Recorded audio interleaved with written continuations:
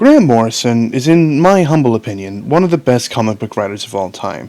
They have written some of the most famous stories for DC Comics and many, many others. How many? I mean, here's a list of all the stories they have written.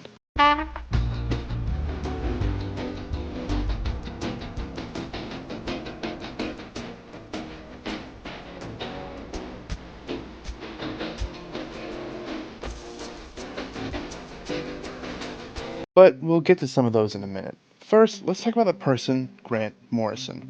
They were born in Glasgow, Scotland, and studied at Allen Glen Secondary School, where apparently their first art portfolio was rejected, and their teacher actually advised them to work in a bank. But luckily for us, Grant decided that wasn't for them, and they would get work submitting and creating Gideon Stargrave for Near Myths, an alternative comic where their boss recommended they pursue more comic book related work. This led to Morrison creating Captain Clyde for the Govan Press, a Scottish newspaper, as well as working on DC Thomas's Starblazer publication. Morrison would tour the UK with their band The Mixers, writing for Starblazer and other UK indie titles, and got a job working for Marvel UK, where they ended up co-creating the hero Zenith. This got the attention of DC Comics, who asked Morrison if they'd work with them. They accepted Morrison's pitch for Animal Man, and a long tenure at DC began.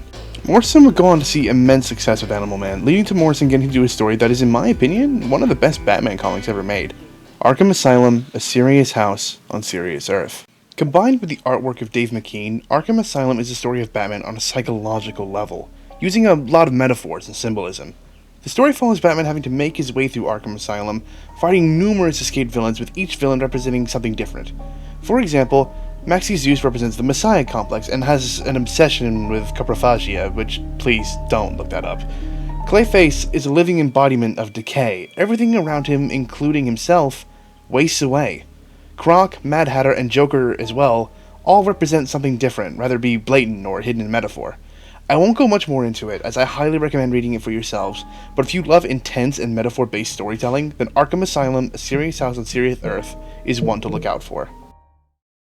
Morrison would see intense success following Arkham Asylum, as well as continued success with Animal Man. This would give them the opportunity to write for Doom Patrol, and would consistently work for both DC and indie titles for years, eventually writing one of my personal favorites from DC Vertigo, Kill Your Boyfriend. It's a classic tale. Girl meets boy, girl falls for boy, boy takes girl on violent rampage in the English suburbs. This comic follows an unnamed female character only known to us as the Girl, who leads an uninteresting and monotonous life in suburban England, and she has her whole life thrown awry as a bad boy shows up and convinces her to kill, well, her boyfriend. Following that, they go around England and get into heinous adventures, the characters they meet getting wackier as they go. An amazing satire and what I think is a commentary on the benefits and dangers of true escapism. If you like the show Shameless, either the US or UK version, you should give this book a chance. Morrison would continue writing works for DC, creating notable works such as the Doom Patrol spin-off, Flex Mentallo, and the ongoing JLA series, with the JLA Earth 2 event being their final work for DC at that time, as they would move on to Marvel Comics and create new titles for both Fantastic Four, with Fantastic Four 1, 2, 3, 4, which is a commentary on family, and would take over the main X-Men run with the new X-Men, with freaking collaborator Frank Whiteley. At this point, Grant had become the one to hire for a successful comic, because they had so much success in the industry. They would release the Planet X arc for New X-Men and return to Vertigo, working on new creator-owned comic The Filth, and return to the JLA with the anthology series JLA Classified. However, it's in 2005 when Grant Morrison, with freaking collaborator Frank Whiteley, created what many consider the best Superman comic of all time. All-Star Superman dares to ask the question, what would the most powerful being on Earth do with the time he has left? Designed to be separated from main continuity, the plot follows Superman slowly dying from solar radiation after being exposed to the sun at an extreme level. Running out of time, Superman does what he can to tie up every loose end he has, and much like everything else, if you haven't read this, please do. It's also supposedly the main inspiration for the Superman film releasing later this year. Not the dying part, though. Grant Morrison is undoubtedly one of the best writers to ever put pen to paper, and their work is still ongoing to this day, with a lot of their work also getting both animated and live-action adaptations. I think their work should and will be remembered forever.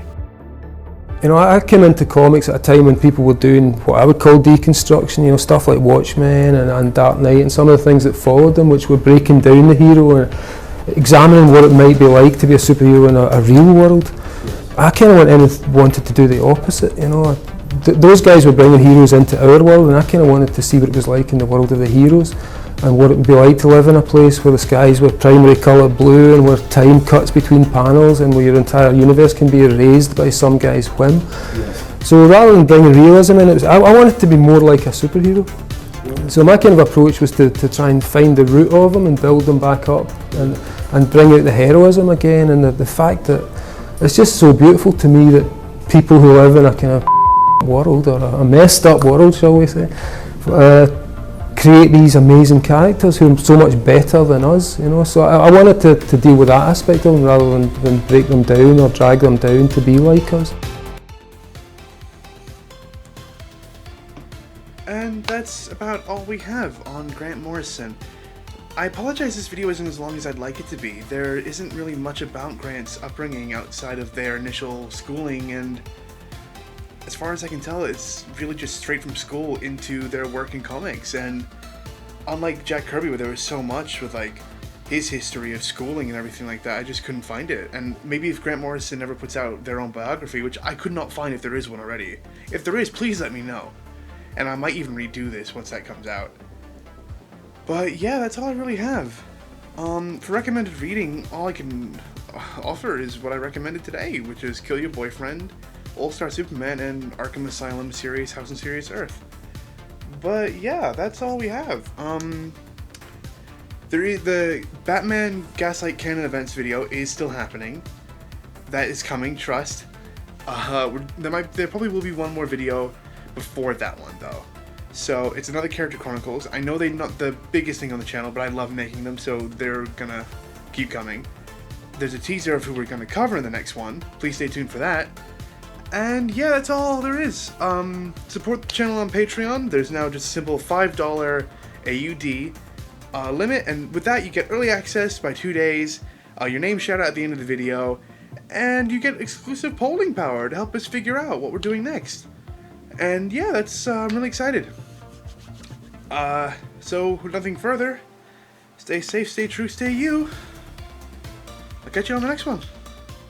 Later.